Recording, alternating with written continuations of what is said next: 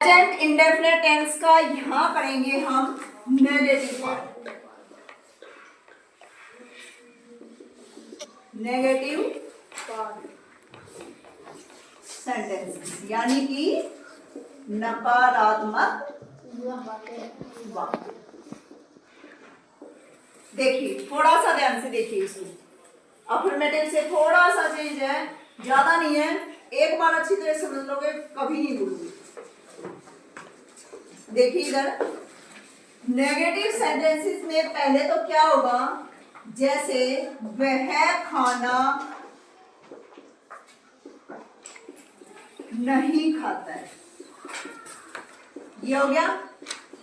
अब नेगेटिव का कैसे पता चला हमें, यहाँ क्या आ गया, नो यानी कि नहीं। इससे पता चला हमें कि ये कौन सा सेंटेंस है, नकारात्मक नेगेटिव।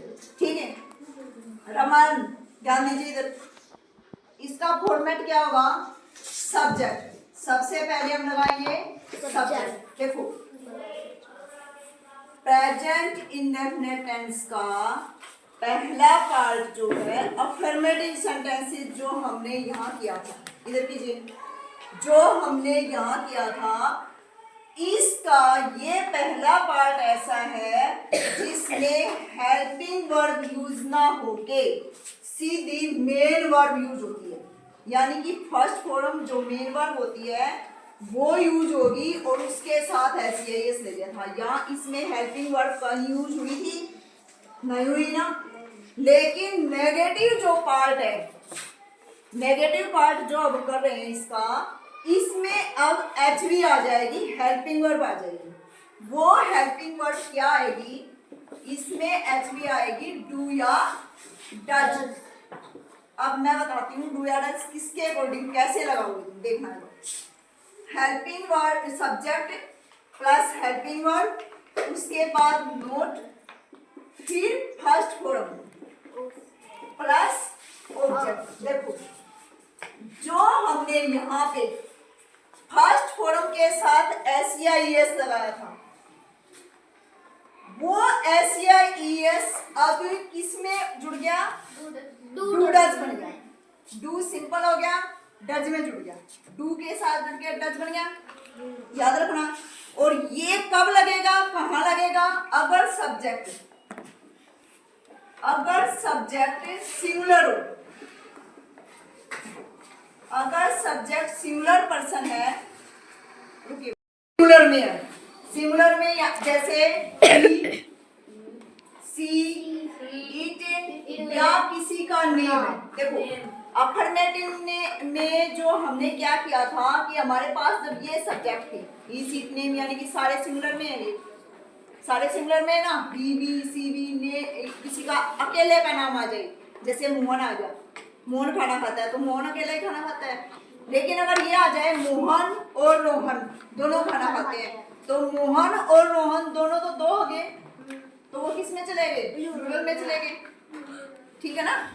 तो इस तरह से अगर ये सिंगुलर में सब्जेक्ट हो, तो जो हमने यहाँ पे सिंपल सेंटेंस में वर्ब की फॉर्म के साथ एस दिया था ना, वो एस अब हम किसको दे देंगे, डू या डज जो है ना हमारे एचवी, यानी कि एचवी डू के साथ यस लग गया। ठीक है, डू सिंपल में रह गया, तो उसके साथ हम ये डज लगा देंगे। समझ में आ गया। अब एचवी को बांट देंगे अब। ठीक है, जो वहां फर्स्ट फॉर्म के साथ एस इसको दी थी ना, सिंगुलर को दी थी ना, वो एस अब हमने किसके साथ दे दिया, इस एचवी के साथ दे दिया। समझ आ गया। और जो वर्ब की फॉर्म है ना, उसको सिंपल में रहने दो, उसके साथ कुछ नहीं देना, उसको फ्री छोड़ दो।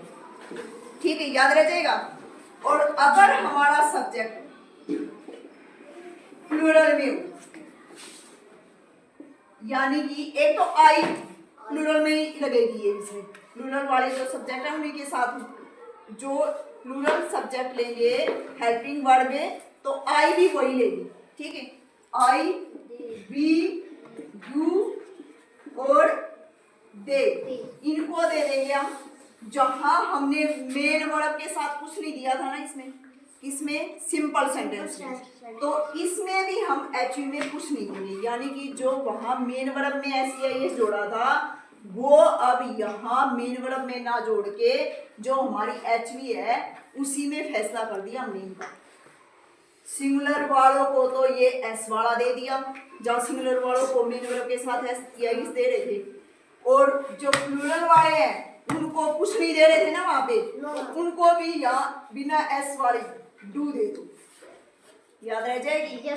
ठीक है, और उसके बाद नोट लगा के और जो मेन वाला है उसको फ्री छोड़ दो। जैसे वह खाना नहीं खाता है, तो वह खाना नहीं खाता है सिंगुलर पर्सन है, सब्जेक्ट क्या है? सिंगुलर है, सिंगुलर है तो ही, यानी कि ही खाना नहीं खाता है, तो क्या आएगी? एचवी आएगी सब्जेक्ट के बाद। अब एचवी कौन सी आएगी, डू या डज? बताओ, सोचो, क्या बताई मैंने? डज। क्यों? क्योंकि देखो सिंगुलर है, उसी को तो एस वाली देनी है हमें। Yes ma'am. जो सिंगुलर है, मैंने बताया था कि जो आदमी अकेला है वही तो एस या यस लेगा, वही लेगा ना।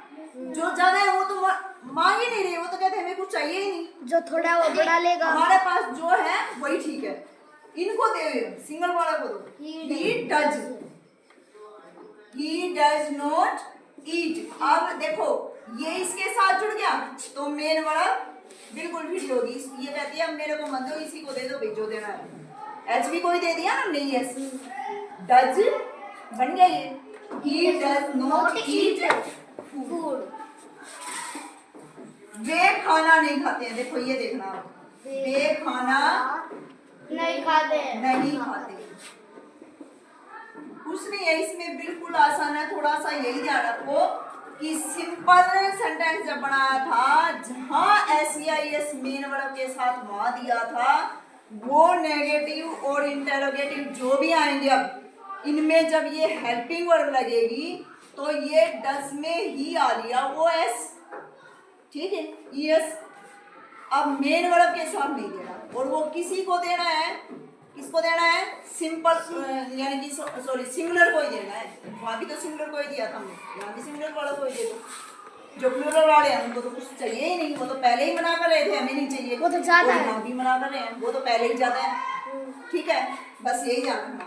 वे खाना नहीं खाते हैं, दे प्लूरल। अब दे क्या किसमें आ गया? प्लूरल में आ गया। दे प्लूरल है, वे ज्यादा है ना। वे खाना नहीं खाते हैं, बहुत सारे हैं वो, तो दे क्या देंगे इसको? डू देंगे या डज? डू देंगे। ज्यादा है ये मांग ही नहीं रहे, कुछ और छोटा मांग रहे हैं। They do not eat food. Easy.